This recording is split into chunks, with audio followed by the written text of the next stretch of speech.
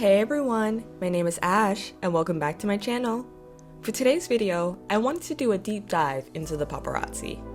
If you're someone who's kept up with pop culture for as long as I have, or even if you're someone who has had the Hollywood Fixes videos pop up in your recommendation, then you have at least a general idea of what I'm talking about.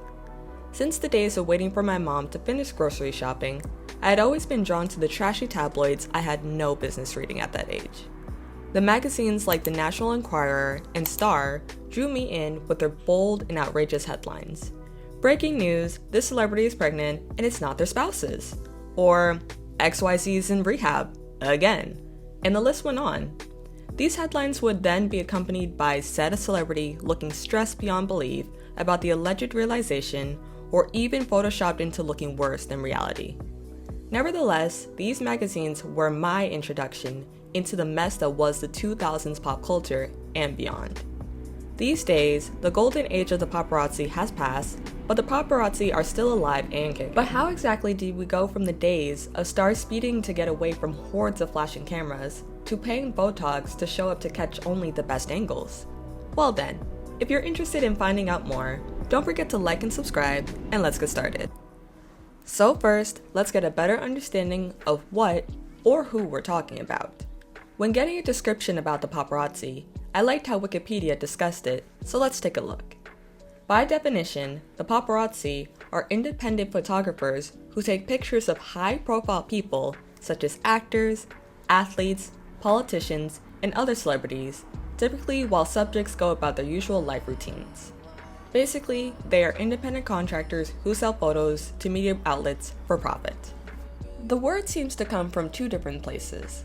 Sources say the origin of the word comes from the 1960s film La Dolce Vita, where the actor, Walter Santiso, the news photographer in the film, was named Paparazzo.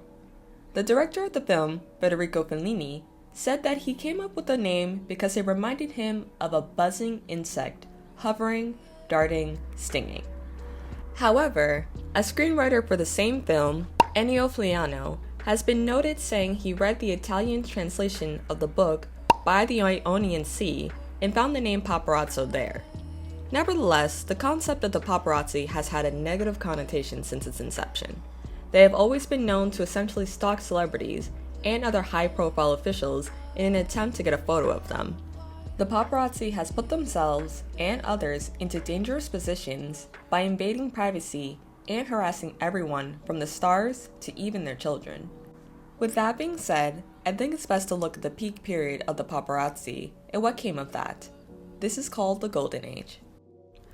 So this section is going to be more centered around an article I read from the BBC, who kept up with the paparazzo Santiago Baez. From his perspective, Baez had witnessed the fallout of extramarital affairs, new babies, deaths, new love, and breakups of some of New York's most famous residents. For the paparazzi, to make a lot of money, you had to capture the really juicy bits of the lives of celebrities. This is already a feat in of itself because you at least need to know where to find them first. According to the article, earning a living requires an encyclopedia knowledge of where famous people live in New York, as well as a network of drivers and shop and restaurant workers who call in tips when they spot celebrities in the vicinity. Often, the tips are from the celebrities themselves via social media. Looking to build a following, they alert the public, most directed at photographers, about their movements, or their publicists will call an agency to dispatch a photographer. During the golden age of the paparazzi, the money to be made varied a lot. Depending on who the paparazzo shot and in what situation, the payout could be huge. It is said that a paparazzo received anywhere between 20% and 70% of the royalties the picture earns, depending on the photographer and the deal he or she negotiated with the agency. The more senior, skilled, and talented paparazzi command better terms, which often includes exclusively selling their pictures to just one agency. According to Baez, exclusive shots that make waves in the world of tabloid news can command huge sums. Grossman told me he paid mid-six figures for a series of photographs of the actress Kristen Stewart in a passionate embrace with Rupert Sanders, the married director of Snow White and The Huntsman, a film she had starred in. Referring back to the tabloids I read as a kid, they always featured this article called Just Like Us. Pictured were celebrities doing mundane tasks like filling up their gas or going grocery shopping. While basic in nature, it is said that at the gold rush peak, an exclusive Just Like Us picture would typically fetch for $5,000 to $15,000.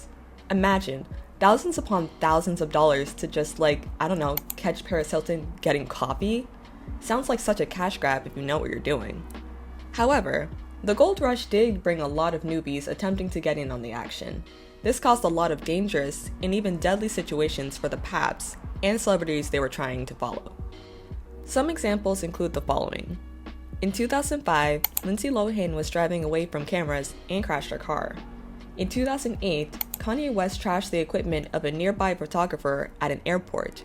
In 2017, George Clooney issued a lawsuit against the paparazzi that allegedly climbed over his fence to get photos of him and his family in his home in Italy, and the unfortunate death of Princess Diana in 1997 due to a crash while trying to escape the paparazzi. As said in the BBC article, the gold rush era brought about gold rush mentality, with many new photographers flocking to the industry, willing to break laws and giving paparazzi an even worse reputation for going too far and harassing celebrities and even their young children.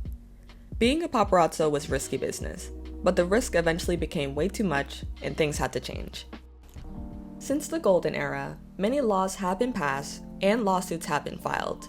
The wiki on the paparazzi states that anti-stalking bills in many countries address the issue by reducing harassment of public figures and celebrities, especially with their children. Some public figures and celebrities have expressed concern at the extent to which paparazzi go to invade their personal space. The filing and receiving of judicial support for restraining orders against the paparazzi has increased, as have lawsuits with judgments against them. Several states and countries have restricted activities of the paparazzi by passing laws and setting curfews. There are also events in which paparazzi are specifically not allowed to take photographs. To protect the children of celebrities, California passed Senate Bill No. 606 in September 2013. The purpose of this bill is to stop paparazzi from taking pictures of children or wards in a harassing manner because of their parents' occupation. This law increased the penalty for harassment of children. California Civil Code Section 1708.7 and 1708.8 explicitly addresses stalking, an invasion of physical privacy. With all these laws in place, the looming global financial crisis and the rise of online media finally killed the gold rush. Specifically speaking about the rise of online media, I definitely felt the shift from reading magazines in the supermarket to scrolling on my phone on websites like the Daily Mail, for example. The demand for celebrity photos was still there, but the accessibility to them seemed a lot easier. Digital media increased the demand for celebrity photographs, but decreased the price media companies were willing to pay for them. This means an exclusive Just Like Us photo that would fetch for $5,000 to $10,000 before, now pays only $5 or $10. Due to this, the paparazzi have a whole new challenge on their hands. The worth of a photo has decreased, and now, getting popular celebs is more of a must. This has led photographers to make alliances in order to share tips on celebrity sightings. While this has helped some paparazzo, others like Santiago Baez have left the business. This could be due to the risk versus reward factor just not being in their favor anymore. There's a lot to be said about the paparazzi. Obviously, there's a lot more that can be said about the hand the paparazzi has on the media to make celebrities look good or bad, the paps hired on behalf of celebrities, and the new age paparazzi like the Hollywood Fix who have gained some form of celebrity of their own. But for now, this is where I will end today's video. If you've gotten to this part, thank you so much for watching. If you've liked this video, please give it a thumbs up and leave a comment down below letting me know your thoughts. If you're interested in seeing more from me, please feel free to subscribe to the channel. Thanks again for watching, and I'll see you in my next one. Bye!